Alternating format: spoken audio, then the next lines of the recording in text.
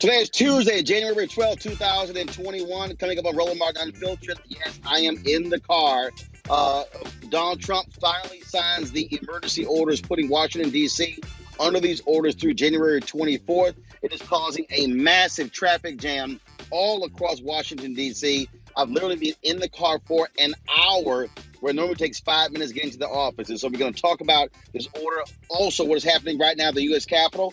They are moving forward on impeaching Donald Trump. The third-ranking Republican, Liz Cheney, she has come out for impeachment as well. Also, Capitol Hill police continue to investigate their ranks. 2 officers have been suspended. We're going to talk with a retired Black Capitol Hill police officer who can give us a breakdown on what happened and why Clyburn may be right. This was an inside job. Also, the former governor of Michigan, Rick Snyder, is going to be indicted due to the Flint water crisis. Folks, it's a jam-packed show. It's time to bring the funk on Roland Martin Unfiltered. Let's go. He's got it. Whatever the biz, he's on it. Whatever it is, he's got the scoop, the fact, the find.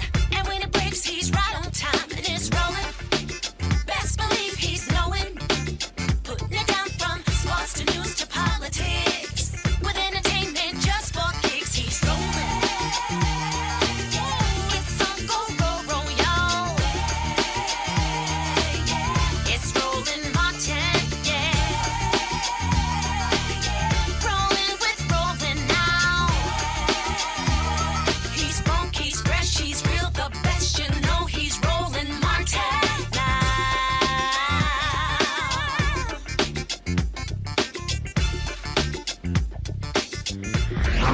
Martin.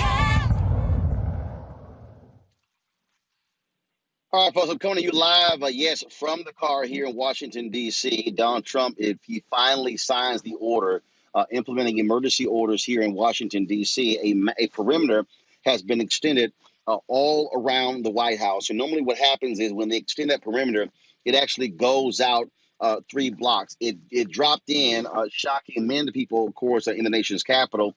I got to D.C. In the city around 5:40. And when I got here, coming off the expressway, not far from the White House, normally it takes me 5 minutes to get from that expressway to our offices.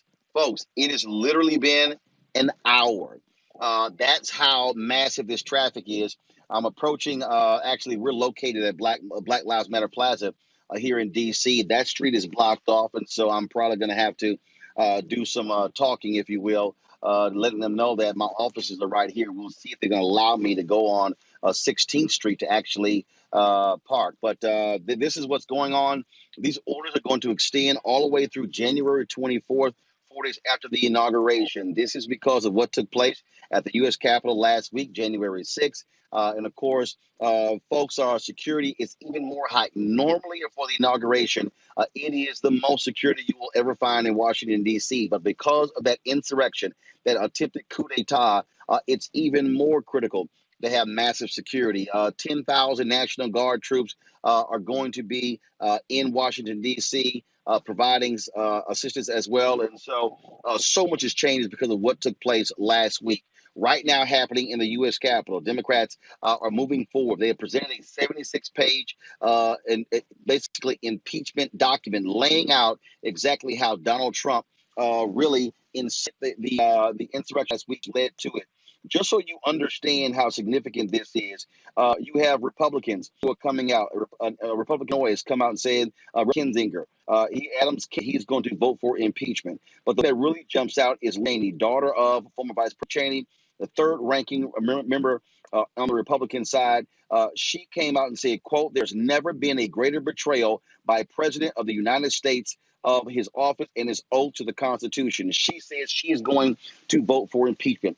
That is going to put extreme pressure on GOP leader, House Leader Kevin McCarthy, to decide whether he, too, is going to support impeachment. And so that's what we're looking at right now. Of course, people who were involved in this insurrection, they have been arrested all over the country, literally as they were getting off of airplanes. Here's some of that video to give an indication how the FBI is swooping down on these folks.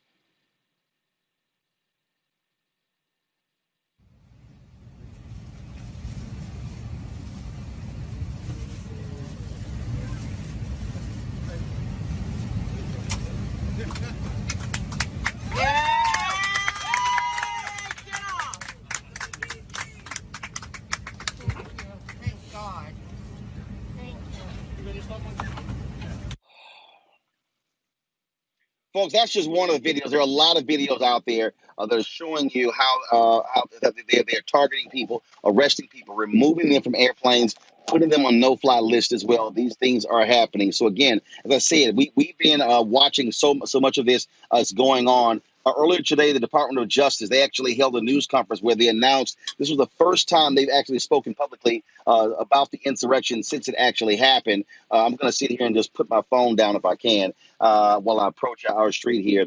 And so we're going to have some of that video in a bit, folks, if y'all can get that ready. There was a big news conference they had. The first time the federal government has actually issued a response since Wednesday took place. And that's one of the things that you're seeing that took place today, where they announced the charges that they have against various people. Give me 1 second, folks. I want to turn right here, going to my street. How you doing? How you going, Doc? I'm going to my office. I'm right here at 16th Street and K. Appreciate it, bro. Thanks a lot. All right. Yeah, so we actually able to get in. So this was giving y'all see. I'm approaching Black Lives Matter Plaza. Complete police presence right here. Cops are blocking things off. Now I got to explain this cop too what's going on. Hold on 1 second. Hi, my office is right here. I'm trying to go to my office. It's right here at K. No, but my office is. I gotta go to work. Okay, so how do I get to work? But the garage is right here. So no, but I'm not going on K Street. I'm literally right here at 1625. I'm like right here in the garage, right next to it. Yeah, the K&L Gates garage. Yeah, it's right here. Yeah. All right. Thanks a lot. All right, folks. As y'all see, so sorry I had to see y'all had to hear that negotiation, and so you see what they have done here. What they've done here is block. You can't not park in any of these spots. You look at the signs that they have here, and some. And so that's what's going on here, guys. Do me a favor, if y'all can pull up that news conference, y'all can pull up that news conference and share that with some of the folks. We'll do that when we come back. We're gonna take a break. I got to get inside our building here. Let me flip. I'm just going to give y'all a sense of what's going on here. Okay. As you see, let me get out right here. So as you see, you got all this police. This is completely blocked off here. We're on K Street. That's Black Lives Matter Plaza. That's right there. You see all the police presence. They're very so the cars that you see coming down here, they're literally allowing them to come down much further, but they're blocking everything off. So this is K Street here. And so as you see all down here, you see all these cars coming down here. And so let's just do this here. I'm going to park right now and go inside control room. Y'all do me a favor. Let's throw this thing to commercial break to give me some time to come inside to anchor the show from indoors. And so when we come back, we're going to brother number of years on the Capitol Hill police force. He's going to give us a sense of what he thought took place on that day. 500 people, 500 Capitol police officers. They were at work. 8 to 10,000 people were attacking the U.S. Capitol. They're completely overwhelmed. And again, people are questioning whether or not you had folks who were involved, Capitol Hill police officers, were they involved helping these folks when it came to this insurrection that took place. And so, control room, give me about 5 minutes so I can gather my stuff and run inside. And to all the folks who are watching, I'll be right back on Roland Martin Unfiltered. We'll be back in a moment. What would you say to a young person who says, look, I'm trying to change our society, I'm trying to change this world. Man, I ain't got time for this church stuff. I just don't think y'all legit. Oh, man. I would say just because you see an artist in music that you don't like, do you stop listening to hip hop? No. It's like ridiculous. You see one artist do something that is what their choice was, has nothing to do with the whole industry or the whole art form of hip hop. You don't throw out hip hop. So the same way, if you see an artist that you don't like do that, I would ask you, don't do the same thing with the church. Because just because you see one minister, one man or woman do something that you don't agree with, don't use that as an excuse to demonize an institution that could actually help save your life.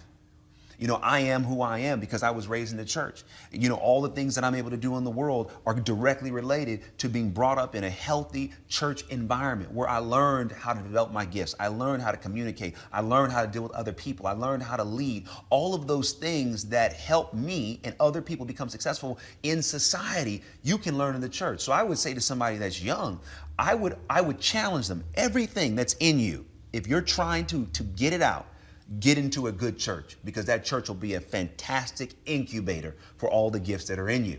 And when you find the right church, you will find that the others that you may have been looking at were the wrong people to look at. In any profession, I don't care what it is, you're always going to find people that you can point out that may not represent that profession to the best of their ability. But when you find those that do, then you begin to see what it really is about. To be the first African American to become the Secretary of Defense, if confirmed, is an enormous honor and a privilege. But you know, it's not the first time that I've been the first. Back when I was a lieutenant colonel, I was selected to be the operations officer for the 82nd Airborne Division. An African American had never held that position before. And later on, I would become the first African American to command an infantry division in combat. And subsequent to that, I was the first African-American to command an Army Corps in combat. The first African-American to be the Vice Chief of the Army, the first African-American to be the CENTCOM commander. It's hard to believe, but it's true. There is kind of a commentary here, and that is, it shouldn't have taken this long for us to get here. There should have been some that preceded me. And I am enormously grateful for the service and the sacrifices of those that went before me. The Tuskegee Airmen, the Montford Point Marines, the folks who served in World War I and World War II, who performed with distinction. And it's on their shoulders that I stand here today. My goal is to not be the last. Hopefully we can set those conditions in place that ensure that I'm not the last Corps to command in combat or the last CENTCOM commander, and certainly not the last African-American Secretary of Defense.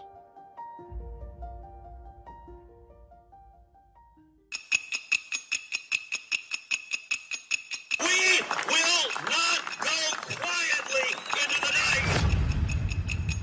And we need to march on the Capitol today. We are going to take our country back. We're coming for you, and we're going to have a good time doing it. Let's have trial by combat. You'll never take back our country with weakness. You have to show strength. We're going to walk down, and I'll be there with you, to the Capitol. In 2 hours, this woman will be dead. We are now walking down the inaugural path to the Capitol building. Oh, there we go.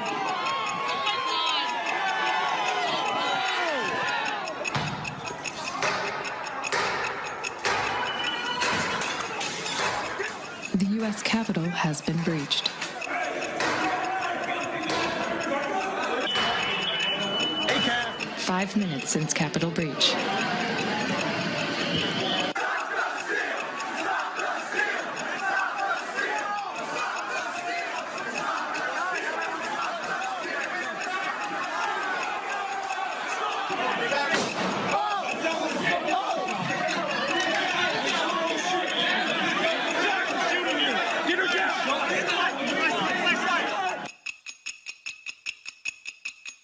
I call on President Trump to go on national television now and demand an end to this siege.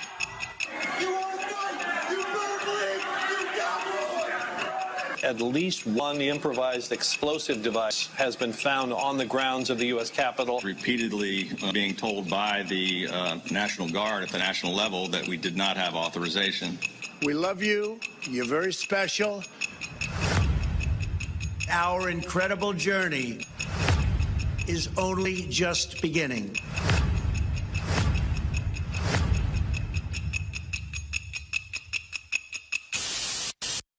I'm in the world of fiction.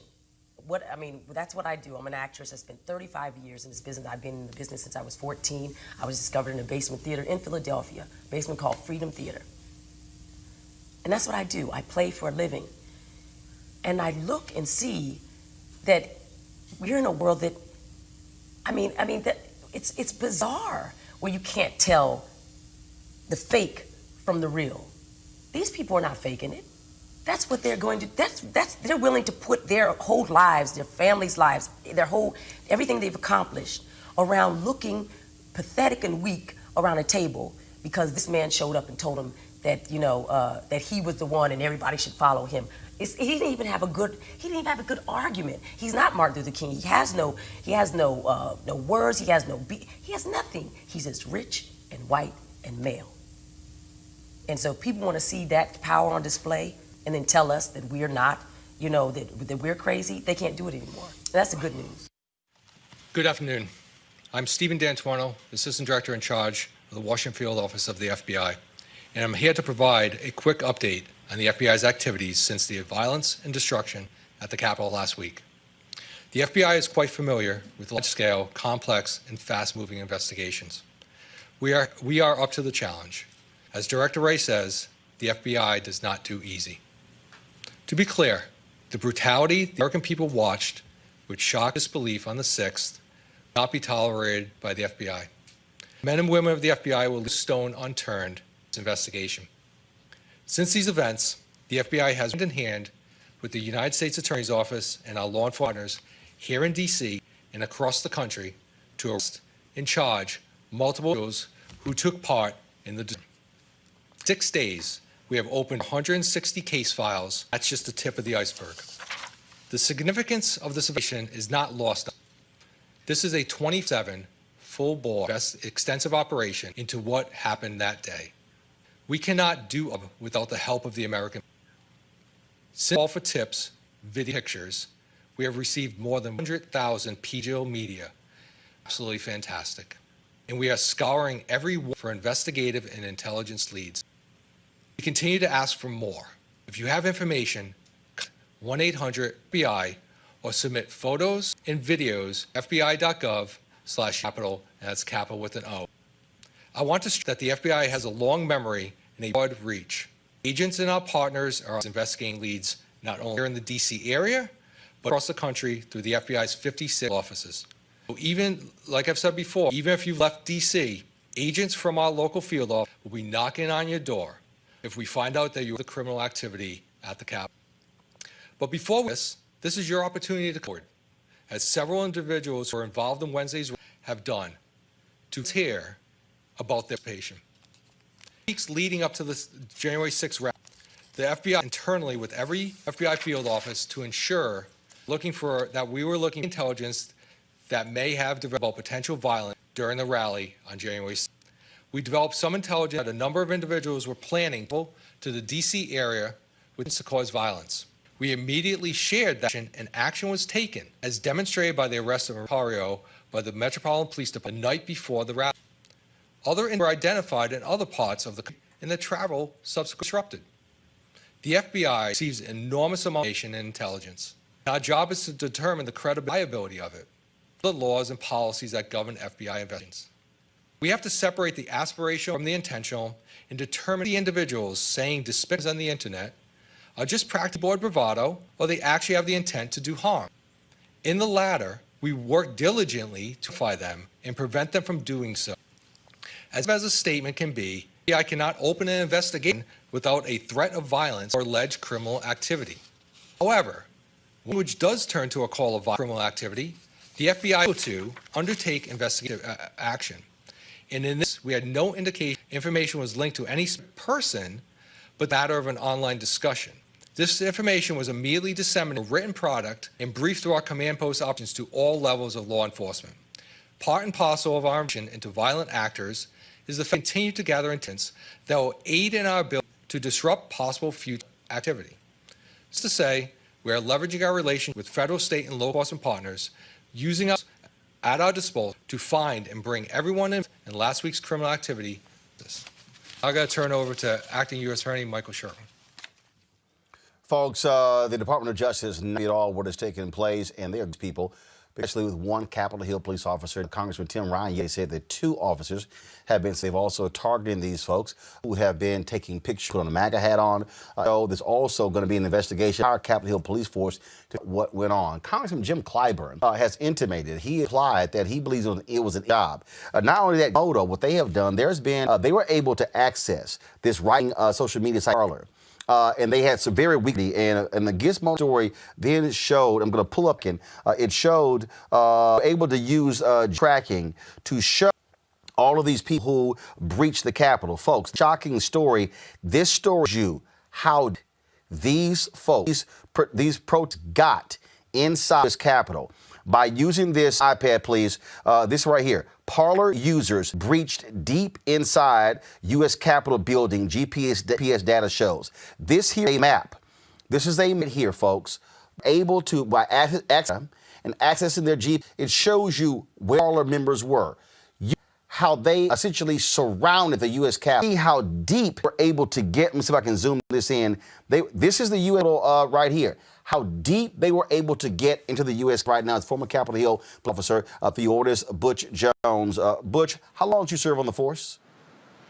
For 37 years. 37 years. When you look at this map, go right back to it, folks. We see this map I'm showing right now, and you see how deep these folks were able to get the Capitol. That has to be shocking to someone who knows full well you guys clamp anybody and everybody once they hit those bounds if anything crazy goes on. Sir, I think that was too close. No outer perimeter, no inner perimeter. In the history of Capitol Police, no one have ever crossed the line at all. So it was appalling to see how easy it was for them to come on the Hill. We saw the video where they were literally just tossing aside barricades, overrunning these police officers. Police officers were seen on video waving folks in. That also be shocked. And we're hearing, we've talked to some members who are saying, look, I don't know if I can even trust the Capitol Hill police force because there are some renegade cops on the force who were in support of what these did. Yeah, that's true. That's very true. But it's not just the police officers. And I hope they don't use the police officers for when it's more than a police officer. They can't use the police for scapegoats. That's what they're doing. This was above their pay raise. These decisions was above their pay raise. And I think members of Congress and the Senate, somebody had to give the authority not to bring people in to help. And that's above the pay raise of Capitol Police, the Sergeant Arms, the Chief of Police. This is higher than what we're looking at. The former police chief's son, who has resigned, he said that he laid at the Sergeant at Arms, where they did not want the same presence of National Guardsmen on the steps of the U.S. Capitol that we saw when they hit the Black Lives Matter protesters. That's the one that has happened. Also, Nancy Pelosi demanded the resignation of the House Sergeant at Arms. The Senate Sergeant at Arms has also resigned as well. We also know from Maryland Governor Larry Hogan, he got phone calls inside the Capitol from Speaker Pelosi, from Maryland Congressman Steny, the majority leader, saying send in National Guard. He says 90 minutes before he came to the Pentagon to answer. Part of the thing people are saying is that Donald Trump, the people who he put in place, they did not want to lift finger to help because, frankly, they were enjoying seeing what happened. And the Washington Post is reporting that Trump, people, Republicans, Kellyanne Conway, McCarthy, and others who were trying to reach Trump, saying you have to send help, he was preoccupied watching television. Again, this is above somebody's pay scale. There is no check and balance on Capitol Hill. Congress have no check and balance. Who check out Congress? They police themselves. The Sergeant Arms they work for Congress. So if they say no, who are they going to go to? There's no check and balance. They're going to make the little guys the guinea pigs. But I guarantee you, as easy as it was, the only office was destroyed was the Democrats. They didn't mess up any statues in Statue Hall. You know, it's like somebody said, you can do this, but don't do this. It was too easy. And for them not to have reinforcement, for them not to have Metropolitan or the United States Park Police helping them, something was wrong with that picture. When you speak of that, even Republicans have been critical of Congresswoman Lauren Boebert of Colorado because they blasted her on a call yesterday saying, hell were you doing tweeting, positioning of Nancy Pelosi when we were under attack? And she says, oh, she didn't mean any harm. They said she was literally saying where Nancy Pelosi was in the Capitol. That's correct. And Mr. Martin, here's the thing. Somebody knows something. You know, there's no way that you in a situation like that, you got reinforcement. They treated last week like it was a regular work day. No, 2,200 officers was not on work. So something is wrong when management leave their officers out to dry. And the only reason they speaking the way they speaking right now is because members got scared. Members were scared for their life. So, yes, they want something done. BuzzFeed had an article where a couple of black officers on the force talked about being called the N-word, talked about they saw it took place and they were stunned as well. And they suck. I mean, you had supremacists who were part of this attempted coup d'etat. This is not the first word. This is not the first time black officers on Capitol Hill have been mistreated or been called by the N-word. When I started on the police department, the N-word was usually being used by calling you boy. Meant the same thing, but still, racism and discrimination is well known on Capitol Hill. Capitol Hill has been known for years to be the last plantation, the good old boy system. So when you have that, unless they have a check and balance, this has been going on for years, and this was not planned for a couple of weeks. This has been in the plan for a while for it to go as smooth as it went. To your point, this video I'm playing right now that was in that BuzzFeed article showing as them coming into the U.S. Capitol, that is Eugene Goodman right there, the officer. We discussed him the other day, and as they were approaching, he knew it was just him, and he was the last line of defense. We showed it yesterday how he picked the stick up. When he comes up these steps, he's going to look. He's calling for his support. He's going to look to his left because that's where that was the entry to the U.S. Senate floor. We had a shortened version yesterday. This is the longer video. When he gets to the top of the steps, he's going to look over his shoulder. If he did not lead them away right here, he looked down the hallway. If he did not lead them away, they were literally within seconds of being able to attack members of the United States Senate. We had Congresswoman Maxine Waters on the show. She said point blank that if she had not left the Capitol early, there's no doubt she would have been targeted and potentially killed by these protesters. Again, I am not surprised. And it's sadly to say the police officers have always been there for Congress. The sad part is Congress have not been there for the police officers. 9/11, they were there. During the anthrax, they were there. When they had demonstrations, they were there. When they was at the baseball field and the police officers, 2 black police officers saved the congressman, they were so grateful, but they left them naked last Wednesday when they had this demonstration. Somebody knew what was going on. The quote from that BuzzFeed article, one of these black police officers. That was a heavily trained group of militia terrorists that does. They had radios. We found them. They had 2 radars and earpieces. They had flash. They were prepared. They strategic 2 IED bombs in 2 different locations. Military training. A lot of them were former military. Officers said. They even described coming face to face with police officers from a country in the mob. He said some of them flashed their badges, let them through, and tried to explain it was all part of a movement supposed to help. Quote, you holding a Blue Lives Matter and you were out there fucked up. One guy pulled out his badge and said, for you. I had his badge, so I was like, be kidding. You know, Mr. Martin, I'm surprised that people are surprised. This has been going on for years. And for all of a sudden, people are surprised. You know, if that had been Black Lives Matter, Louis Farrakhan, they wouldn't even got to the steps. They wouldn't have got past 4th Street in Southwest, on the Southwest, going to the Capitol. Because this was a white organization demonstration, they did not prepare like they would if it was a black organization. And yes, I think it was still too easy.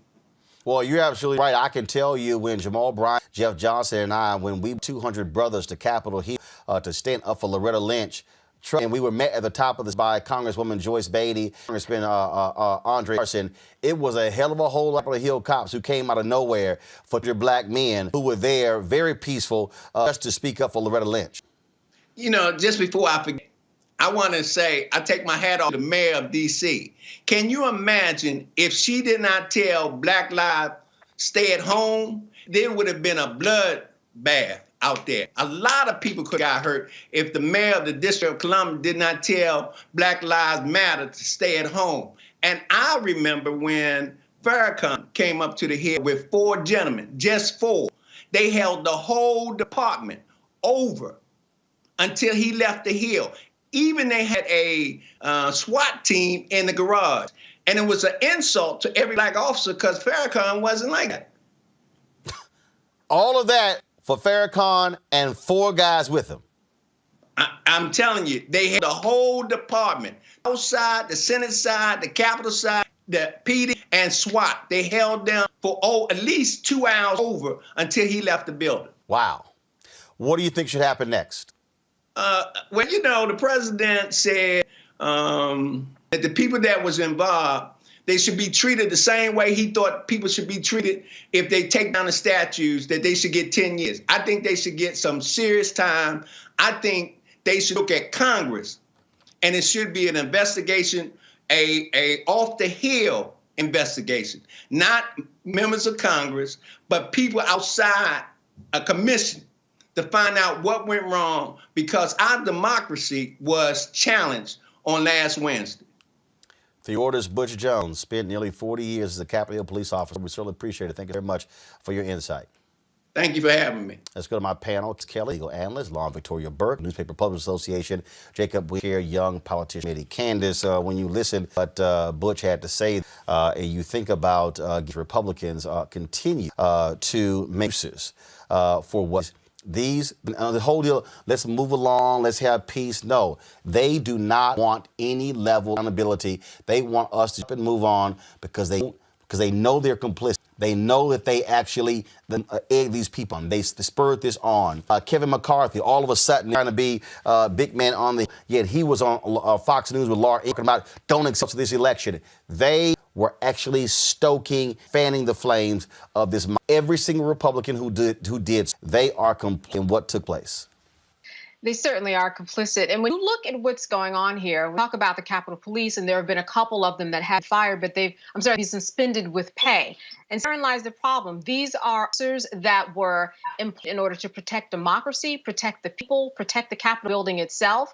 And look what happened. Feces and urine all over the Capitol. 5 people who died. These are officers who did not do their job. If a teacher doesn't teach, she gets fired. If a doctor says does not want to do any more operations because of something, he is going to be fired. These are officers who are still paying for. They are suspended with pay. And therein lies the problem and a lot of double standards, as Theophis was saying, that we have people who are playing both sides of the fence. Here is a mob, a huge insurrection announced by President Trump. Go down to the Capitol on January 6th. It's going to be wild. This is someone who was premeditating this event, getting people along the way. And when he got there, he encouraged them to do exactly what they did.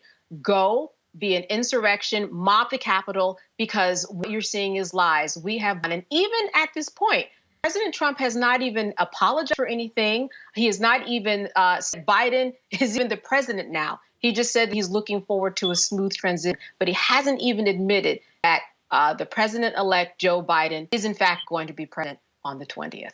What we're seeing here, Law and Victoria Burke, again, we are seeing Congress, we're seeing Republicans who wants to just, can y'all just keep it moving? No. Stay here. And see, I love how people talking about we should extend grace. The German theologian Dietrich Bonhoeffer, he's the one who coined the phrase cheap grace. That's the people who wrong, then go, God, can you forgive me? Then go out and do wrong again. Lord, can you forgive me? He's like, no, we ain't in cheap grace. That's what these folks want to extend, cheap grace. You know what? I don't know what they want to extend. All I know is that what happened last Wednesday is outrageous and wrong, seditious and treasonous, and everyone involved should be prosecuted. And we got idiots, making videos like this idiot Alexander, who is in charge of Stop the Steal, naming members of Congress who he planned that event last Wednesday with, and that would be Mo Brooks and Andy Biggs and Paul Gosar, who helped him. And of course, Mo Brooks spoke at the rally that the president was at before this entire attack on the Capitol happened. So, all this nonsense about healing and we have to heal and get over it. No, everybody involved in this needs to be prosecuted. And this U.S. attorney who made the statement today, it was interesting that we didn't see Christopher Wray out there, but Michael Sherwin, I think, held his own. And when he was talking about sedition and incitement and all that, the FBI needs to get after these people. And I cannot wait for 8 days from now we get Joe Biden's FBI in there. But really, this FBI is doing pretty good so far in terms of tracking a lot of people down. Keep in mind that in the U.S. Capitol, they have to go through all of the cameras that are in the Capitol to see all the crimes that everybody committed. And, of course, go over all the stuff on the police radio. I'm aware, of course, as we all are, of the 2 officers who were suspended, and there's like dozens or so that they're investigating that have written certain things in social media and Facebook. And I'm sure on a 2,000-person department, they are going to find those things. What I see on a lot of these videos is we see video of the cops being deferential, of course, as they always are to white audiences, as we saw during the Tea Party and healthcare, moving the gates. But then again, you do see a lot of videos of, quite frankly, white and black cops fighting for their lives and fighting their asses off against these people. Because basically what this is they were set up. These cops were set up. And, full disclosure, I have several people who are members of the U.S. Capitol Police who are friends of mine, good friends of mine. And so I'm talking with a little bit of bias here, but this is a mistake that was on the top. And the fact that Paul Irving, the former House Sergeant of Arms who got fired, isn't saying anything kind of tells me that. We did finally hear his son, the chief, talking. He talked to the Washington Post and he talked to local media in Washington about what happened. And he says, there is a lot of sort of conflicting reports. There was some lackadaisicalness at the top, and that rank and file set of cops had to pay for it.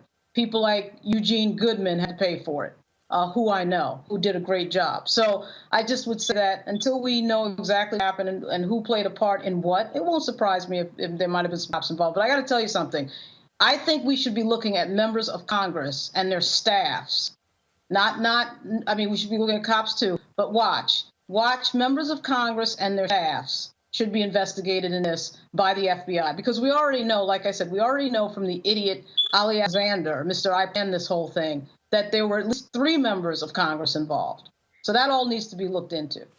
This is the New York Times story right here, Jacob. Olympic gold medalist was part of a crowd that invaded Cleet Keller, who won medals in 3 summer games, was captured at the U.S. Capitol last week's violent protest. This is actually what was captured. He was actually wearing his U.S. Olympic jacket that had USA printed across the back, down the sleeve. Was identified by former teammates and coaches to see the kind of people who were involved here. These folks act like this was a walk in the park. Oh, no big deal. At this idiot at redstate.com who posted us saying this was actually not an insurrection. It wasn't terrorism. He got left and right. They were forced to take that post down. Again, this group of Republicans who want us to act as last week did not happen. And now they want to shift everything. Oh, it's the Democrats. It's the Democrats. It's the Democrats. Trump today, he decides to open his mouth and then say, oh, Democrats, y'all are going to you're going to make my people even more upset. You really should do this. I'm sorry. When you say you shouldn't do it, that ain't going to fly. Actually, hold tight 1 second. What I want to do is I want to go to the floor of the U.S. Capitol. Woman Sheila Jackson Lee is speaking. Y'all should be able to hear. Let me know the audio, please. But we are a co-equal branch of government. And Mr. Raskin's resolution is an appropriate resolution because we have a responsibility to govern and to protect the American people. And so this resolution is not in violation of the Constitution because it is the Congress calling upon the Vice President to reflect on January 6th, a day in infamy, to reflect the fact that there were 6 people that died, that we lost 2 precious law enforcement Capitol Hill police. There are injuries in many ways attributable to this, some in different ways than others. And we lost Americans. And clearly, it is a long chain of events that goes back to the President of the United States. The President, when a announced election came about on November 6, 2020, proceeded to declare that it had been stolen and continued to stoke the fires of his believers to begin to plan some kind of attack. Because he kept saying, come to Washington, I'll see you there. And then, of course, as time went on, I valued the President's right to the courts, of which he went. But he did not find that to be a solution for him. So HRES 21 is the Congress speaking, and we have every right as a co-equal branch to speak. Why? We have that right. Gentlewoman from Pennsylvania. 15 seconds? 30? 30? Okay, 30 seconds, thank you. Gentlewoman is recognized for an additional 30 seconds. We have that right because the FBI has indicated that they have seen 100,000 digital media, and they'll be looking for more to see those who endangered all of those that were here. My appreciation to police and the floor staff and law enforcement, custodial staff, our staff, media, and others who were put in harm's way along with members. So I rise to support this resolution because it does not violate the Constitution or the intent of the 25th Amendment. It provides for the Congress to speak to ask the Vice President to recognize that this President is the only one that has ever stoked this kind of action. Gentlewoman from Pennsylvania reserves. Gentleman from Oklahoma. Jacob. Yes, I'm at a loss of words. During that time, you can definitely see that it was 2 Americas. If this, as a gentleman before us said, if that was a Black Lives Matter protest, there would have been guns involved. There would have been a lot of tasing and shooting and a lot of people being arrested. And I feel that I do feel that it was some congressmen or congresswomen involved in this process because how intricate the Capitol Police is compared to the regular law enforcement office. So I believe in time we'll be able to find it, but it's a sad day in America to see that we're as a people we're looking for an advocate for change, but we keep getting the same history lessons, I will say, over and over as time goes by, and it's a sad day for our country. This Arizona Congresswoman Debbie Lesko, listen to this, y'all. These calls, it is clear they have full faith in the President and his ability to act in a manner that is consistent with his constitutional responsibility. Simply put, they trust him to do the job. Yet, the demand they are making insinuates that the Vice President Pence cannot be trusted to make the decision to invoke the 25th Amendment on his own. It calls into question the core of his judgment. If you trust someone to lead the nation and be the acting president, shouldn't you also trust the same person to take steps necessary to safeguard if it is needed? With that, I urge opposition to the bill, and I yield back the balance of my time. Gentlewoman. See, this is the thing with the Republicans. This is the game that they want to play here. Even with 8 days, even Biden becoming president in 8 days, these folks are scared to death of Trump. I've seen these stories where some have said, oh, they voted to not accept the electors because they were scared of being attacked by Trump supporters and their families. Resign then. Quit. But don't be a coward. Don't all of a sudden say, oh, I was forced. I was forced to do this because I had a gun to my head, because if I didn't do this, they're going to attack me and my family. We'll quit. Yeah, and we did see a few people who did quit, right, Roland? Did we not, in the cabinet? But when we look at what she was saying on the floor, she's saying what we all know and understand, that you can't trust leadership. We haven't heard from Pitt. We don't know what he's going to do, which is why there's this reign to try to get him what he is indeed supposed to do. This is why a lot of people are saying that he's not going to co-sign on this 25th Amendment proposition. And we don't know if there are enough cabinet members, which you need half in order to move through to the next step. What people are looking at is impeachment. What the Republicans are looking at, in addition to possible impeachment, because we do have Mitch McConnell necessarily saying no. We don't hear a lot of Republicans out there trying to persuade other Republicans to say no, which is what we normally hear from the Ted Cruzes of the world, for example. We've Liz Cheney and a few people who are now getting on board. And I think the closer we get to the time of inauguration, the more people we're going to see, get on board. Republicans, you have to understand, are looking at not only for whether or not the president is going to remain in office for the last few days, but what is actually going to be happening and has happened to the Republican brand. They have lost Congress in terms of the vote, and now everything that Trump touches and has touched for a very long time has just diluted the brand. They don't only want to see him out, some of them. They want to see him out of the Republican Party. So that's the next step, that Republicans are behind doors trying to determine and decide now, not just out of office, but outside of the party, because the longer he stays in, the more crazies they get that come to the table for Trump, and the less money get from large contributors who have supported Republicans over the years. And that is the real issue here, Lauren. AT&T, Verizon, Comcast, Hallmark. I can go on and all of these companies saying no money to any of the folks who voted not to accept the tours. That's what they're afraid of. They are afraid of money drying up. So they're now trying to, now we support. And look, Liz Cheney, I know what she's doing. She's basically saying, Kevin McCarthy, what you gonna do? You gonna stand with him, or you gonna vote for impeachment? You stand with him, I'm gonna have your job. Yeah, well, the money piece is huge. Obviously, it's interesting that the death of Sheldon Adelson today, but, there is no real Republican brand. The Republican Party has been radicalized by Donald Trump.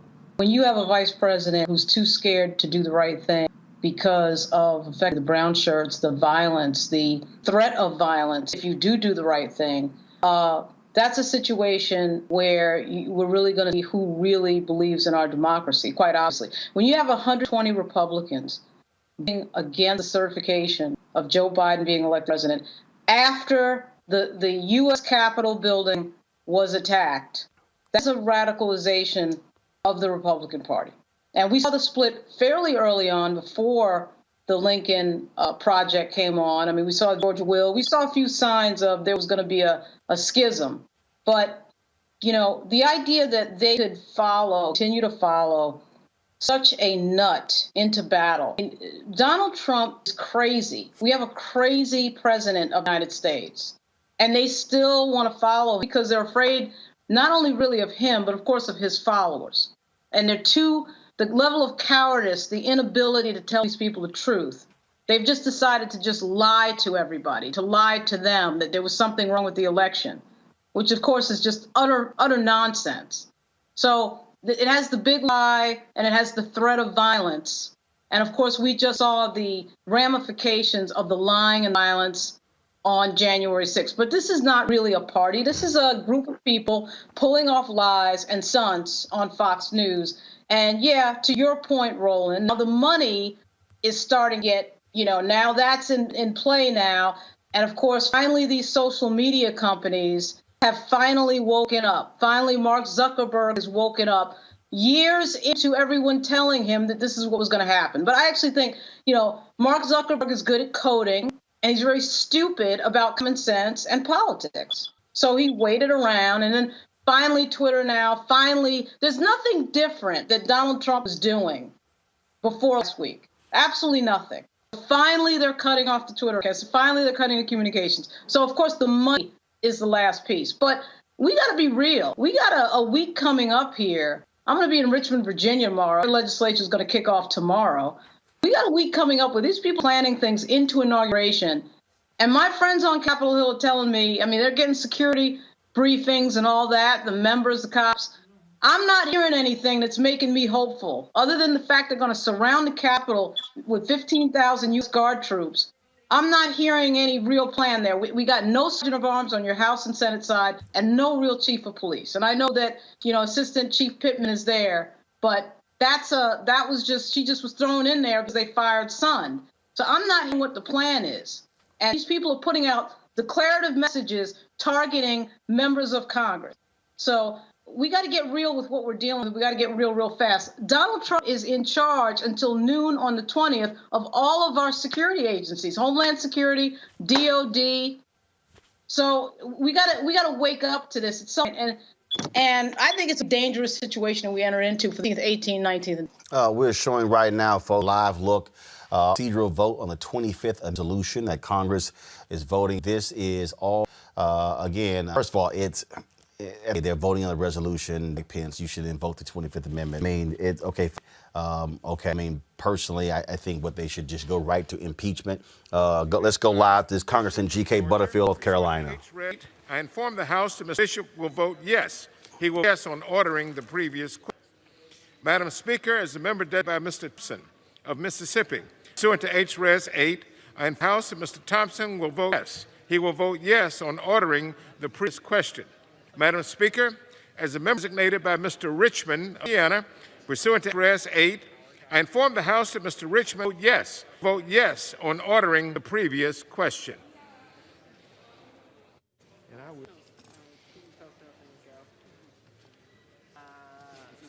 But all the members do to actually be there. And so that Congressman G.K. Butterfield stating he was speaking on behalf of Congressman Bishop of Georgia, Thompson of Mississippi, Congressman Richmond of Louisiana. They will be actually for this. Thing here, I think is as looking at this as this vote takes place, is it's also putting Republicans on record, putting the record to say who is willing to stand by Donald Trump. Who is willing to see him? And remember, upwards of 100 fans voted not the electors last week. These people, that's more than that's 2/3 of the caucus. People are saying Trump's base. It is the Republican Party, and they are scrambling because they see. And to me, Democrats must go forward. They must drop every hammer on rips they can, every single person who has been involved that be doing right now. I agree. I believe that it was involved should definitely be held accountable. I mean, we lost lives, we country, we've ruined people's lives. And that we have people that a whole section of people, let's go African American in general, feels disenfranchised. They literally watched people in the Capitol and not be ramifications, no nothing. Now that the FBI is getting involved, it's another punch to showing you that, hey, you're not right. So yeah, I believe that I should definitely on whomever was involved. Republicans who don't stand with Trump, but you never know going forward. Allegiances lies because there's money involved. So it depends on what they want. It's unfortunate that it's not considered. The thing here is this here, and I think people need to how complicit Republicans are in this. The thing here, this is a piece from The Intercept. A lot of people have been saying Paul Gosar needs to be run out of Congress as well. Watch this to understand how complicit. You heard Butch Jones, this thing goes high up. This is the kind of involvement where how they were in the deal. The head of the House Freedom Caucus, Republican Representative Andy Biggs of Arizona, helped plan the January 6th event that culminated in a storming of the Capitol. That's according to Ali Alexander, a lead organizer of the gathering. Alexander, a pro-Trump personality, was an early founder of the Stop the Steal movement. We gotta save the Republic, right? helped bring together various right-wing factions around a mass event on January 6. It was aimed to coincide with objections to the counting of the Electoral College. Alexander made his claim in 3 separate live streams in late December, adding that Representatives Paul Gosar of Arizona and Mo Brooks of Alabama also involved. I was the person who came up with the January 6th idea. I'm the guy who came up with the idea of January 6th when I was talking with Congressman Gosar, Congressman Andy Biggs, and Congressman Mo Brooks. So we're working with members of Congress while other people are trying to showboat. We're really working hard because, look, I believe that the president should do something brave. I think that the vice president should do something brave. I believe that that's how we maintain the White House, and I believe that we need to maintain the White House. I think it's a moral imperative. His claim is buttressed by another video from a December 19th rally at the Arizona State Capitol, at which Alexander played a video that Biggs had supplied. Congressman Gosar has been the spirit animal of this movement. One of the other heroes has been Congressman Andy Biggs. Congressman Andy Biggs sent us a video. Congressman Andy Biggs here. I wish I could be with you today. I pledge to you that I'm going to keep fighting for President Trump. And when it comes to January 6th, I'll be right down there in the well of the House with my friend from Alabama, Mo Brooks. In the video, Biggs mentions Brooks as his ally in the fight. Gosar spoke in person at the event. Freedom isn't cheap, folks. Freedom isn't cheap. But you know what? Imagine this. That you get to go back home once we conquer the Hill. Donald Trump has returned to being the president. And amazing things will happen in 4 more years. Biggs' connection to Alexander. Conquer the Hill and return to Trump. That was the strategy. That was their focus. They wanted to overthrow the government, pure and simple.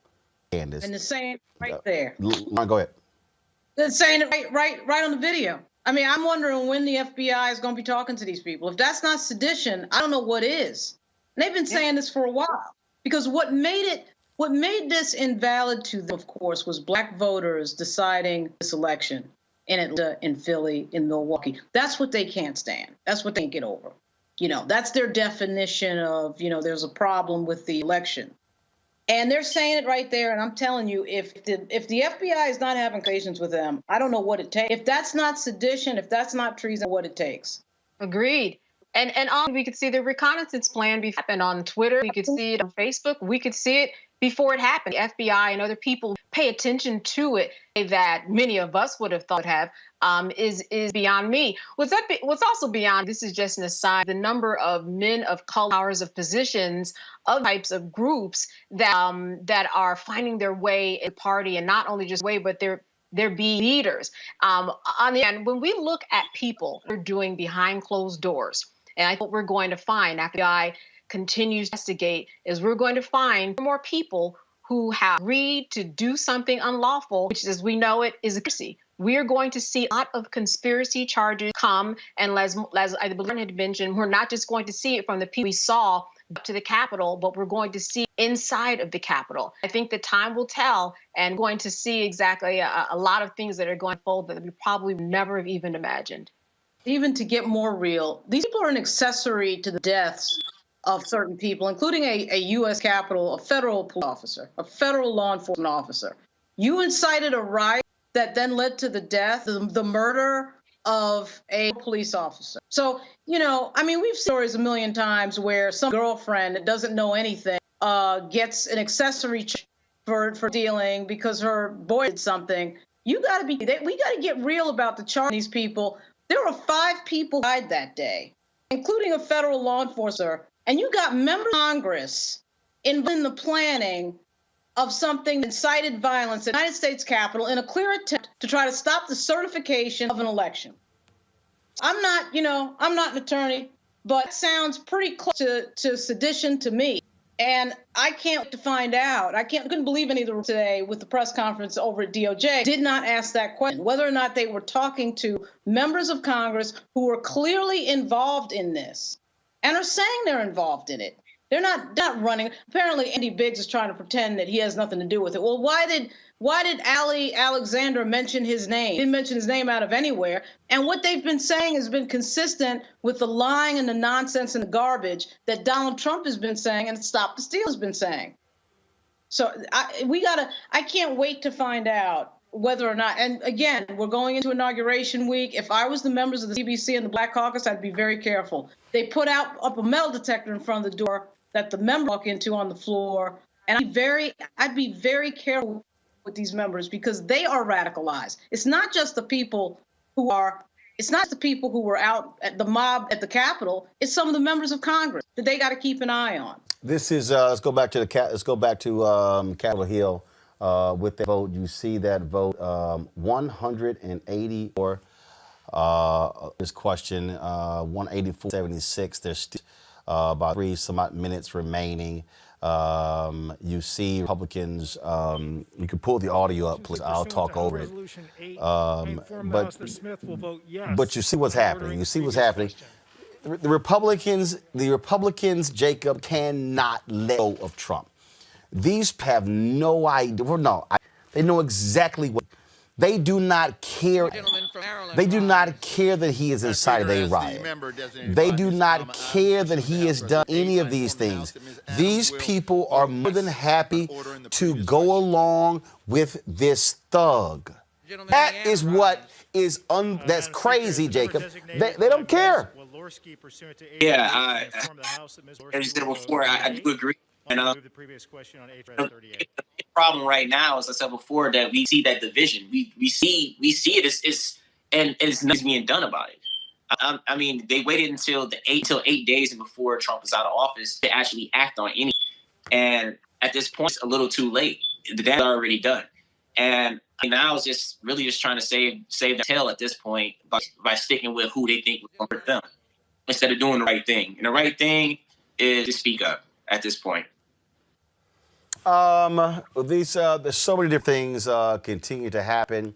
We're gonna play. If y'all have viewed up again, I have really been enjoying these folks who are now banned from these flights. They're really upset. And what gets me, Candace, what gets me, the people who believe, I can just go to Washington, D.C., try to overthrow the government, and hop back on a plane. How Candace, they're saying, how dare you tell me I have to get off the plane? That's what we call privilege, right? See it playing out every day. If you're a Black person in America, you see privilege playing out every day because when you go out, you're really, a body politic. That's what you are. You don't mean to be or want to be, but that's what you are, and you see it playing out, and that's what we are seeing right now. Oh, I didn't know that I couldn't do that. I'm privileged, so let me get on the plane and do exactly what I want. They are going to see another thing coming. The saying goes, you follow the talent? For now, the Republicans believe that the talent falls within Donald Trump. But as these days go further, as we get closer to inauguration and even thereafter, we will see that as people kind of trail off from their support of him, they are not going to have the stick-to-itiveness that they have right now for Donald Trump. It is coming. Why? Because money is going. And that's all of this is about. If you have a party, you have to have money. You have to have power. And yes, he has a base of 74 million people more who are interested in being his staunch supporters, like a cult. But with the same token, he doesn't have the platforms that he had before or the support. There is no tweet. There is no Instagram. There is no Facebook. So what is he going to do? He'll probably start some type of media conglomerate so that he has his voice. But until then, the Republicans, as we know it, has radically changed. And we're going to see it change so quickly in the next 8 days or until the inauguration, like you have never seen before. And even after inauguration, who do we look to? We look to Letitia James, New York, because even if he is not impeached, she's got state. She's got the state where she's going to be charging him with a number of things. And Letitia is not going to quit. She has said that. She is waiting. So even after the 20th, Trump is going to be going downhill in a lot of ways, and he's going to lose a lot of support. There's this one video that Leslie Jones had posted. Folks might see this video, this white guy hear his twang and think, oh my God, there goes Donald Trump supporter. No, and you know what? What he had to say, I think speaking for a hell of a whole lot of Americans. Y'all watch this. I hope you're fucking happy and sad, you fucking little piss pants pieces of shit. Oh, we're gonna storm the Capitol. Let's storm the Capitol. We're patriots. You're a fucking coward. patriots. Jesus Christ. Fucking idiots that I played high school football with wearing a goddamn American flag bandana talking about, we got to get up there and storm. We got to take our country back. From what? From fucking what? What are you so goddamn upset about? What has anyone ever done to you? You fucking entitled piece of shit. Don't you ever fucking call me one again. Don't you ever say, Corey, you fucking snowflake. You're a liberal. That means that y'all look. What? Want some people to not be sick every now and then? Is this the thing that you can't fucking stand? So you've got to get in your goddamn fucking piece of shit Ford F-150 you got from your dad, drive it to D.C. and pitch a fucking fit? Is that what it is? Is it health care? Is it still with the fucking guns? Is that what is it? You said Obama was taking them. 8 fucking years ago you said that. Nothing. What is it that this country hasn't fucking given you? You literally got escorted out of the Capitol building, aside from the ones that they had to fucking shoot. Is that what it takes? Did you just want to be a fucking martyr? God, you're so fucking pathetic. Do you not ever just sit there and think, my kids are going to see this. My grandkids are going to see this. They're going to put it in the textbook, and you're going to look like the dumbest motherfucker in the world. Nobody will give a shit about Watergate. Nobody. That is fucking... Dude, I'm out of breath from how stupid y'all are. What is it that this country doesn't give you that you think you have to do some bullshit like this? But when you see a fucking black person actually get shot, no gun in their hands, nothing. Oh, they should just comply. Fuck you. Fuck you. Fuck you. What is your goddamn problem? Just quit embarrassing me, man. I want my fucking country back. How about that? God damn it. Fuck y'all, you fucking cowards. My point. And on that note, a bulletin that Lauren is having a standoff with U.S. Capitol Police over trying to take on the House floor. What? As we speak, you know Lauren Boebert. Right, that idiot out of Colorado. Having a standoff with the Capitol Police at the House door as we speak for this vote that you had up earlier, Roland. And she wants to bring her gun on the floor. Well, she can't bring her gun on the floor. I mean, I don't know why these people think that they're exempt from the rules. I have no idea. Well, she also, just so folks know, I mean, people need to know who this dumbass is. You know, she also put out this video, you know, I'm this badass. And then we found out actually she was lying. The video was she was not walking around D.C. Her gun, because if she was around, her ass would have been arrested. Because it's still illegal. Just because you think you're a member of Congress doesn't mean that you get to do whatever the hell you want to do, because you still have to respect another's laws. But no, she thinks that and she's all that. And again, the Second Amendment, the NRA people loving her. They're like, oh, she's our answer to the squad. That's what she is. She's our answer. If y'all see just again how trash she is. Watch this dumbass video. This is going to put in perspective what Lauren is talking about. Watch this. I'm Lauren Boebert, and I approve this message. Cut. That's a wrap.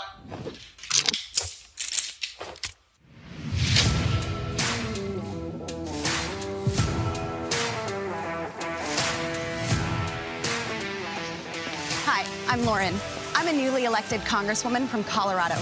Even though I now work in one of the most liberal cities in America, I refuse to give up my rights, especially my Second Amendment rights.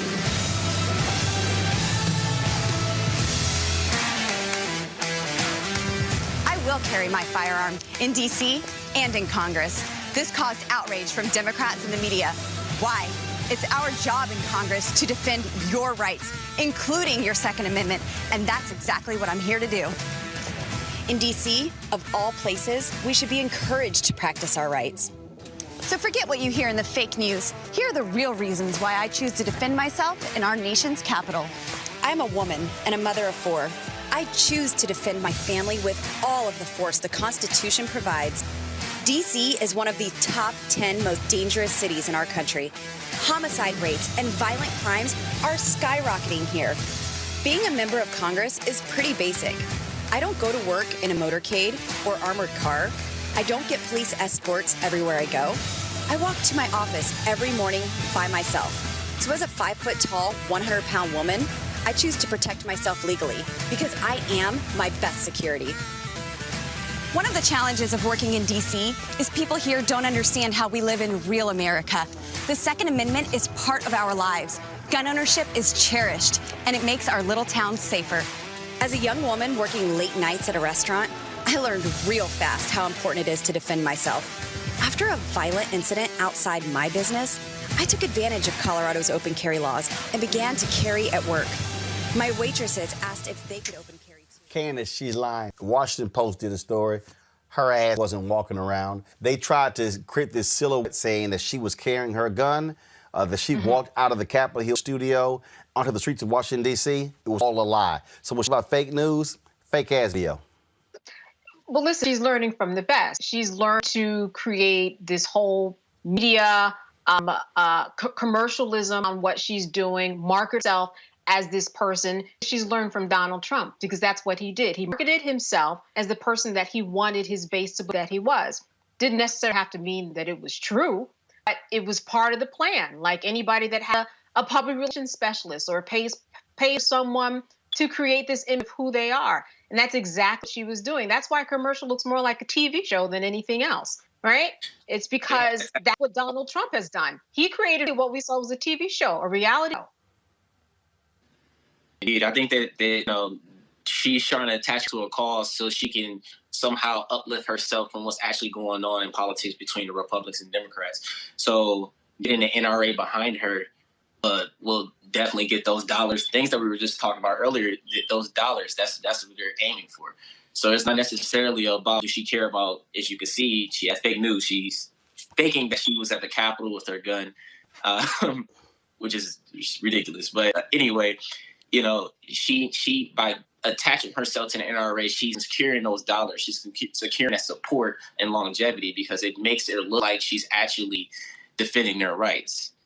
Folks, this is not the last thing we're going to hear. First of all, Capitol Police House Democrats doing a private call Monday and warned them that at least 3 more potentially deadly demonstrations have been planned in D.C. in the coming days. One plot includes white supremacists forming a perimeter around the Capitol, the White House, and the support. Their intention is to then block them entering the Capitol, possibly to make way for Republicans or the government. In response to the threat, armed protests, the emergency in D.C., it ordered federal assistance to response efforts due to the emergency conditions. Now, the emergency will remain in effect until January 24. I believe an attack is being the day of the inauguration. Well, now, folks, it gives you a sense. Now, they also other armed event in all 50 state capitals across the country. And so this is what is causing people a lot of consternation. But not just that. About how idiotic Republicans are. How about this here? 3 House members, folks, have now positive COVID, and they all because they were around these dumbass Republicans who didn't want a mask, who will mock them. Okay, that's what's now. House members will be one of the things being put on the floor is for the fined if they don't wear masks. Representative Bonnie Watson, New Jersey, was the first lawmaker to announce a positive test, followed by Representatives Pramila Jayapal and Brad Schneider, Illinois. Of course, all 3 are in isolation. They blame Trump supporters who stormed the U.S. Capitol and their Republican colleagues who refused to wear a mask. This is video right here of Congresswoman Lisa Rochester trying to pass out masks. You see the blonde in the black? That's that idiot QAnon person out of Georgia. They were mocking them. Now, you see the Capitol Hill police officers, others with masks, but the Republicans were like, oh, no, what the hell? We're not going to mask. We're not going to wear masks. Now, Lord, you have 3 members who have COVID.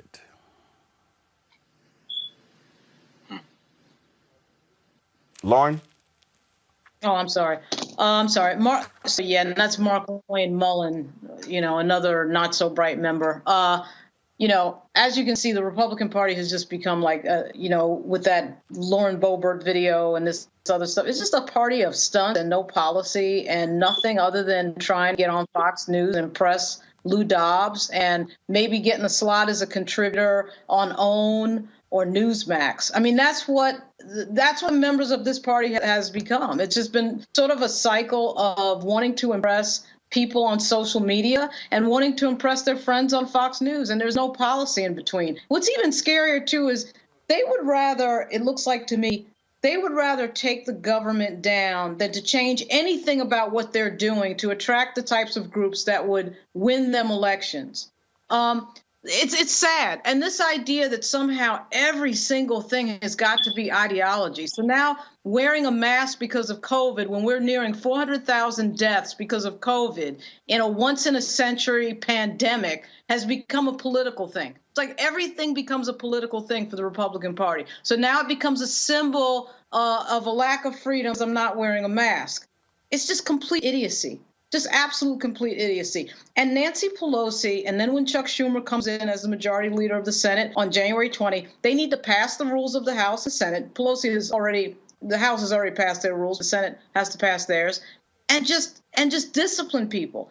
If they don't have consequence for this type of activity, and what happened on January 6th, we're just having this conversation again and again and again and again and again and again. The problem is people are disciplined with words, but not with actions. And to me, if you're not bringing up censure vote for Josh Hawley and Ted Cruz and some of these House members who are clearly in on what happened on Jan 6, you got nothing. Nothing will ever change. That's critically important. And the bottom line, you got to make people pay. You got to make them pay. Otherwise, what the hell is the whole point? You do. And you take someone like Bonnie Watson Coleman, right, a cancer survivor. We have someone who is somewhat suppressed. Here we are, who have people on the other side who don't want to wear a mask. Okay, if they don't want to protect themselves, that's one thing. But you wear your mask to protect someone else. How you're even on the floor and able to not wear a mask, I don't know. Because if you're walking around in New Jersey and New York, where I am, you're going to get over and will get fined. You have to wear your mask. So they have to have some rule change that people who are making decisions, okay, for the United States of America, that you should and must wear a mask or there will be some consequences. How that is not existing and that they're able to opt out, I do not understand. Because meanwhile, on the other hand, on the outside, when I go to shop right down the street, I have to have a mask or I can't shop. It makes no sense. It is. It's crazy, Jacob. I mean, I don't understand what these people are thinking. But again, though, even this basic thing, they're feeding into the crazies. The same people who are out about overthrow Trump, they're the anti-maskers. Yeah. I'm not an advocate for masks either, but I mean, at the end of the day, to keep everyone safe around me, because you never know if you're carrying it or not. So unless you get tested frequently. And, out of respect for someone else, I will wear a mask around them. But if I'm in my car on my alone time or, by myself, of course, I would definitely not wear one. But that's not, Republicans aren't the only representatives I have seen not wear a mask. And so it's been across the board in both Senate and in the Congress as well. But I do think that as far as when they go in to do work, and they're in a communicable area, they need to have their mask on. And that's just that. Folks, so let's talk about out of Minnesota, where Derek Chauvin, of course, the cop who's charged with the death of George Floyd, tried separately from the other officers. Judge Peter ruled the physical limit impossible to comply with COVID-19 physical restrictions if all four defendants were tried at the same time. They will be tried on charges of second intentional murder and second manslaughter for suffocating Floyd last May by placing his knee on Floyd's neck. Jury selection for his trial from March 8th to March. Opening statements will begin no earlier than March 29th. With three officers, Thomas Lane, Alexander King, and who helped restrain, and to that who stood nearby, charged with aiding and abetting, aiding and abetting degree manslaughter. All three will stand trial together 23rd. Speaking of who's going to be going to trial soon, a year-old woman accused 14-year-old Keenan of stealing her cell phone only for the later turn up an Uber in California last week, flown back to New York City. She was charged with attempted robbery, grand endangering the welfare of a child for altercation with a 14-year-old. Well, last week we showed you an interview that she did with my opponent, with Gayle King, where she actually convinced King that she was a sweet person by telling King enough of being questioned. Here's part two of the crazy. She isn't racist because she's also a person. You seem to have attacked this teenager about the phone, and then it turned out he didn't even have your phone. Okay, so that's the thing. Do you want to get to that part? You're saying, look, because I'm 22 years old. You're 22 years old, but you are old enough to know better. Oh, the hotel so I will did say have you're 22. All right, I Gail, get it. Enough. The hotel did have my phone. The hotel did end up having my phone. I did get my belongings returned to me. So maybe it wasn't him, but at the same time, how is it so that as soon as I get asked to leave the premises after I had this person of stealing my phone, how is it that all of a sudden they just miraculously have my phone when I come back? And it didn't seem as if my accusations really bothered the son and the father, because they were just enjoying a nice meal right after this whole encounter. But all I'm saying, I don't know if you, Mia, is I want this to be over, and I'm sorry. So I would love to make this short and sweet, Gail. Mia, I want to go back to that day. Take us back to that day. We've all seen the video. Okay, so I arrived back to the hotel after grabbing some Starbucks. I had noticed my phone had been missing, so I just, the hotel manager, asked him if he could kindly just check the footage. Enough. So she want to tell Gail enough. Enough of hearing her ass. I don't want to hear the whining. Bottom is that's what you're looking at when you look at footage.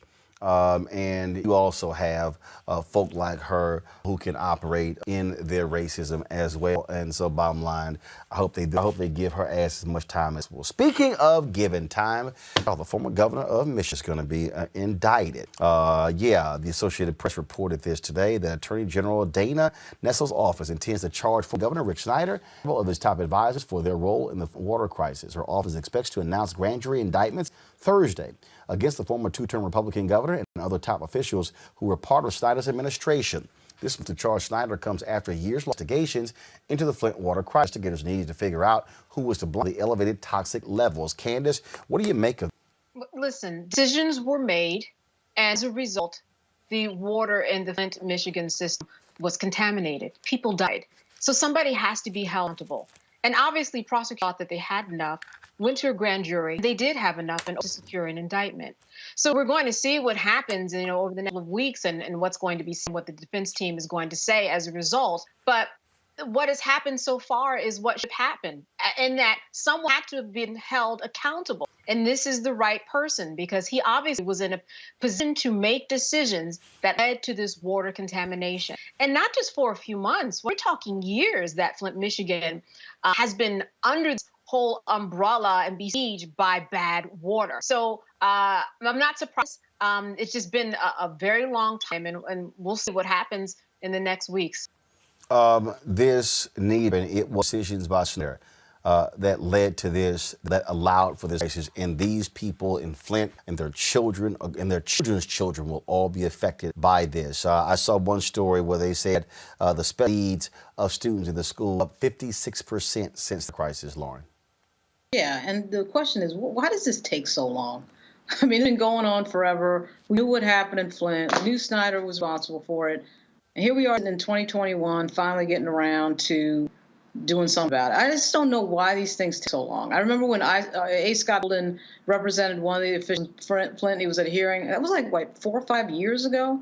So, I mean, one of the things about our judicial process is just everything takes too long to bring people to justice that should have been brought to justice already. So that's why I'm frustrated. I'm glad this is happening, but it's just, at some point, justice delayed is justice denied. It happened already. It should have happened years ago.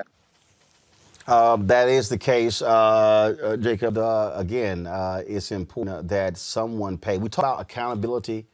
You can't have accountability unless this. Oh yeah, most definitely. Being from Detroit, this is amazing for me. I've had family in Flint, and it's a horrible thing. Poisoning all around. It's people. We had to drive water up there just so people can take a bath. Rick Snyder, he is the person that needs to be charged, and everyone that's around. He made the decision. At the end of the day, you were the leader in the situation, and you were the causation of the situation. And you didn't even notify anyone. You just allowed it to happen and happen and happen. So at the end of the day, you are responsible. And it makes me emotional to even think about it, because I know so many people who lost their lives to this, and they would never be the same because of his lackluster decisions. And if you look at someone like Kwame Kilpatrick, they sentenced him fast. There wasn't no discussion. They brought an indictment up on him, and now you have to look and see how political stuff gets. It's not about the people. It's about what's convenient for them, and it's only because he's white. Absolutely. Well, y'all know what time it is. No charcoal grills are allowed. I'm white. I got you, huh? Illegally selling water without a permit On my property. Whoa! Hey! You don't live here. I'm uncomfortable. Don't you just love white privilege? They can't stand it when black people have power. This white man was not happy that he was to leave a Walmart wearing a mask. Instead of leaving, he assumes he's being leave because he's white. Roll it. I want you. Because I'm white, she asked me to leave the property. It is because I'm white. What else is Knock it off. Don't tell me knock it off. I ain't sitting Sir, there. let them down and leave now or you're going to jail. Well, okay, where are you pointing your finger at me for? I'm just wanting to know why she asked me to leave the property. Because I'm white. Because I'm white. You used to put on a mask. When you don't, Who's I don't know what county you are, but in my county, my sheriff said it's an unlawful mandate. My sheriff said. okay, guess what? I don't work for Darren King. I work for town board. And I'm telling you, this is their property. They make the rules. You're not even wearing your mask right. If you want to get to that. No, it's because I'm white. Come here. It's because I'm white. It's because I'm white. Yeah, it is. Okay, this is. I'll put it down. I'll walk back out here. I'll walk back out here. But this is see, you're racist. Knock it off. I'm not knocking anything off. I'm not calling my I need kids. you to ask him in our presence to leave the store. Leave the store and I'll come back in because I'm white. You're doing that. No, you're not come back in. Without a mask. I'm sorry, ma'am. Don't worry, I was filming him the entire time. Micah says I got him on film. No, it's not because you're white. It's because your dumb ass not wearing a mask, Candace. Oh my goodness! And in North Carolina, you have to wear a mask. So therein lies the issue. Need we guess who he probably voted for in those two elections, though? Let's be real. This is someone who has been lied to by Trump to think that he is in fact the victim.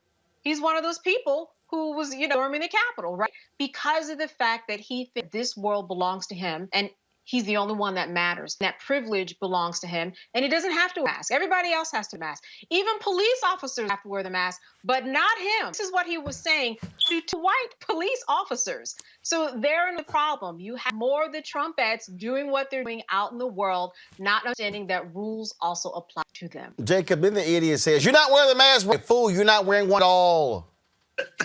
Well, I mean, as you said, it's a Trump nation, but I don't think it's just, this is before Trump. He incited this, but you have to think, though, this is deeply entrenched into our culture in America. They believe that they're fighting for their democracy, which they are. They're going to lose their privileges.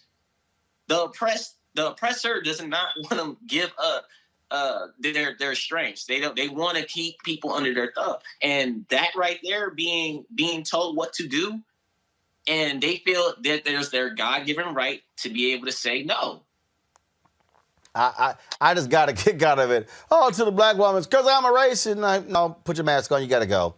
And again, first of all, I'm glad to see some tell him to shut up. But you see the white privilege. You don't tell me to shut up. You know damn well they're on top right that much back talk from somebody black. It would have been a George Floyd incident all over again. Lauren, go ahead. It's not about the mask at all. It has nothing to do with the mask. It has to do with control and who has control and who tells who what to do. And you already mentioned in our country, it's never been the case that black women have been able to boss white men. For 400 years, that's never been the custom at any point, in any place, at any time in the United States of America. And in that incidental moment, what you saw was, remember, the whole issue with the lunch counter wasn't the lunch counter, what about coffee? It was about the fact that white people would have to serve black people. Black people would have the opportunity to tell white people what to do. Get me some coffee, get me some pancakes, whatever. So it's about control, and it's about who leads the conversation, what we're doing. And so it's not about the mask. You're telling me to put the mask on is the issue. The mask is just a proxy for control. And in fact, in this larger moment in this country with idiots like Congresswoman Boebert, she doesn't want to be told what to do by some authority. And it makes, she gets to brand herself as you can't tell me what to do with regard to the Second Amendment. And that's what that's really about. oh, I stood up against tyranny because they can't tell me what to do. And that's what they turned the mask thing into. It's idiocy, but they believe it, and they believe in it strongly, which is what we just saw. Absolutely. That is. Yeah, go ahead. Roland, I was going to say, I know that he was offended by the black woman telling him what to do. He probably was even more offended by the fact that these two white police officers look just like him, did not give him the privilege that he is normally used to. And he probably was even more offended by that he couldn't get them to co-sign his argument. The audacity, right? Yep. The audacity, right? How dare you? We're the same. I thought that we had an understanding. That's why. It seemed like there was that going on. That's why I keep telling people, all of this reaction you're seeing is because of white ear. They do not like that the black people voted, and we did not to keep the racist, sexist, xenophobic idiot in 1600 Pennsylvania Avenue. Just 8 days left, folks, with Donald Trump. They walk his ass out of the White House downtime. Praise the Lord. It will be a glorious day come 12 p.m. on January 20th. Trump is saying he's not going to attend the election. Trust me, your punk ass won't be missed. Don't worry about it. You won't be missed at all. We really don't care if he isn't there. And so we're going to continue to monitor what's going on. Back to the C-SPAN shot, folks. They are the vote's over, but they normally hold this thing open. You see 207 yeas, 202 nays. There are 15 who have not voted. Hold this thing open until they actually do. We'll let you know what happens tomorrow. The Democrats are likely going to move forward with impeachment. Lauren, you've covered Cap. What do you to take?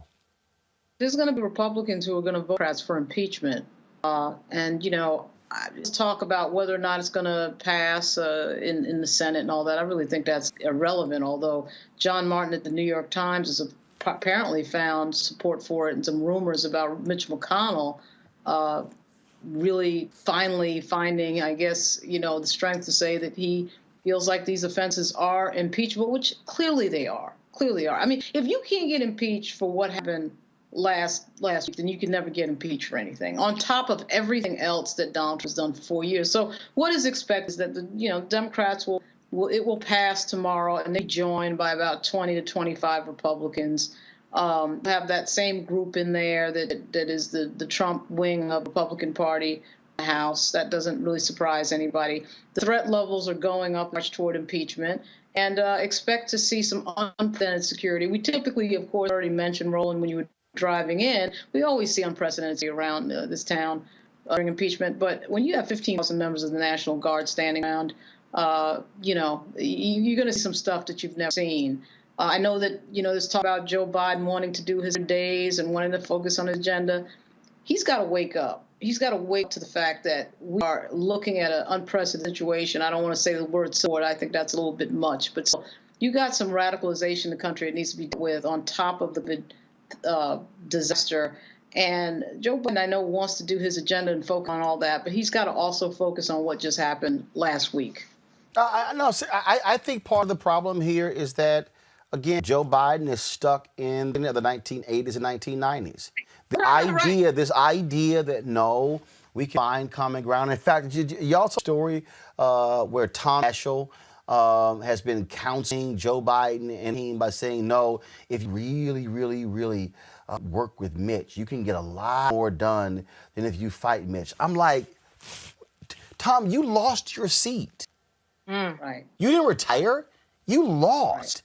Right. And again, their idea of the Democratic Party, Bob Mitchell and others, where you had a number of moderate Republicans, you had moderate Republicans, and you had your center-right, your far-right Republicans.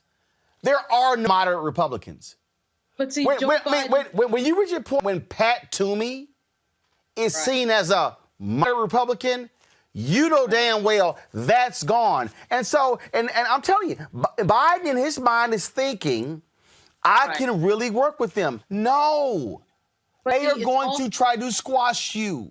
It's also the denial of what you're dealing with when it comes to racism. Yes. They don't want to admit that the country is not John Wayne, and this is not the 1950s. This is real. And again, we saw the same thing before Charlottesville. Nobody wanted to really admit that type of racial hatred existed. They just thought they could ignore it and it would go away. Well, Joe Biden, I get it. You want 100 days, you want your agenda roll out, your nominees to be in office. I get what he's thinking, but they have got to wake up to the historic moment that we're in. It started when Barack Obama was elected in 2008. All the flickers of it then, and now it is 10 years later, we're dealing with it in a worse form. And I suspect what's going to wake him up is something that Donald Trump does off to the side, some rally or something that'll get his attention. But you gotta wake up. You can't ignore racism and what's going on right now. And frankly, Jacob, that's what they're doing. I think that what you have is you've got folks like Joe Biden, a lot of Democrats who really, really believe this few bad apples nonsense. They are not fully understanding of white supremacy. They're not fully understanding that 74 million people openly and knowingly vote for and avowed racist. 74 million people completely dismissed every single thing this man said or did up to Election Day. That is what they somehow are not really understanding. The power of media. That's the first thing. The second thing is, Joe, I think he's more or less worried about his legacy at this point. It's not really about the people. I mean, it sounds good, and even grabbing Kamala Harris to run with him was a good political move. But to me, it's more or less about his agenda and what he wants to put out. It doesn't seem like he's actually focused on us. And it sounds good through tweets and stuff like that, but let's see what policies do you put in place? How are you going to combat this? How are you working with cities and different states to make sure that this cease to exist? What bills are you going to put forward for what? How are you going to make these people that we call terrorists, right? How are we going to move forward with them in the judicial system? Are they going to be tried as somebody that bombed 9/11, or are they going to just be slapped on the wrist and get a couple years, just like the gentleman that was being held in detention center right now, who his mother requested that he gets organic food? I've never heard of this in my life. As a black person, I wish, like my cousin, I wish his mother could ask for cakes and things of that nature, and that just shows you that. He's in denial. They're in denial. Everybody that isn't a minority, for the most part, is in denial about what's really going on here. They don't want that control to leave, and I don't know. I don't know what's the plan, but I'm intrigued to see what he does. Candace, final comment here, and I really don't. Despite what he's saying, I really don't think Biden is fully accepting of how severe this white supremacy is. Right. Not fully this white fear I've been talking about. This is since 2009. The people. This is not good. See, this was the mistake Hillary made, and it was a mistake Biden made. They tried to divorce Trump from the Republican Party. They literally said it. No. There's a lot of great Republicans. We're all good. It's Trump who's different. That's what, no. They're the same. And if they don't accept that, if they don't accept that these people are then putting policy views through this, and for the 74 million to say, here we ignore all of that because we don't like you, that's what they have to accept. These people are hell-bent on a dominant white rule, and they don't want people like us to be participants in this. And this is exactly why we need not wait 100 days in order to continue the impeachment process once it begins. There's this idea of the 100 days. There's also an idea to maybe split the days of doing part of, Joe Biden's work and then another part of the day doing the impeachment process. You can't stop and go at the same time. You just have pure inertia. You have got to move forward on one thing, that being the impeachment, because as you said, the ideas, the policies, just with all of the people who are continue to fight their rights in ways are going to be putting forward if we don't attack that first. If we don't get to this notion to get rid of Donald Trump full throttle first, we will not make the progress that we need once inauguration happens. And that has to be first and foremost what takes place. Go through the impeachment process, complete it, and then move on. Remember, we did confirm a United Supreme Court justice in 8 days. It can happen, and we also have had the impeachment process tried and true already since Trump has already been impeached. So it's not new. We should understand the process and get it done. You can if you want to. The reality is don't want to because the white power base is theirs, and they know it. Folks, that's it. If you want to support what we do here at Unfiltered, please join our Bunk Fan Club. I'm going to shout out the people who give in $50 or more. That's how we do here. Shout out to Anna Francis Sharma, Aaron Cassius, Portlock, Marcus Short, Tanya, Jesse and Derek Barnes, Morales, Selwyn King, Lisa Jenkins, Ainsley, Patrick Thompson, Audrey, Marvin Ferguson, Joe Stevens, Brock, Daryl, Rena Harrison, Rita Reed, Gail Edge, Vernell Deere, Cheryl Dugan, Linda Elizabeth Jones, Vernon Lasco, Michael Ann Blythe, Sandra Quarles, Katie Phyllis Goodwin, Gwen Good, Tony Collier Sr., Denise Garrett, Sheila Brooks, Communications, Kim, Charlotte Powell, Douglas, Melanie Tittle, Glenda Allen Jennings, Jeffries, Lynn Call, the Education News Network, and Maxie Faustine Caldwell, Ernest Timor Freeman, James Jackson Jr., Rustin, Jonathan Kimberly Turner, Sheila Hara McCullough, Sharon Hicks, Thomas, Latifa Muhammad, D. Shade, Hammond, J. Tandra Threadcraft, D. Braxton, Lanice Lindsay, Deb Carlton Wilson, Rudolph, Don Richard, Willie and Henrietta Lofton, Stephen and Tammy Robinson, Horton family, Jay LaCara, Adi James Lewis, May Robertson, Benton, Patricia Smith, Bertie, Michael Holmes, Santarda Fahid, Carol Asper, Sharon Sabolsky, Calvin Williams, James Mims, Monica Min, Cecilia Wright, Ronald Copeland, Barbara A. Vivian Washington. Folks, you can join our Bring the Fan Club by going to $RM Unfiltered, PayPal.me/R Martin Unfiltered, .com is Venmo.com/RM Unfiltered. Email Roland at RolandSMartin.com. Folks, thank you so very much. Jacob, thanks a lot. Candace, thanks a lot. Lauren, thanks a lot. We will continue to monitor what's happening on Capitol Hill. Tomorrow's going to be all about the impeachment vote, U.S. House. And we'll be talking about it right here on Roland Martin Unfiltered. Shout out to Walter Kimbrough, my frat brother, president of Dillard University. I tell you, I only wear gear on the show to HBCUs I spoke to.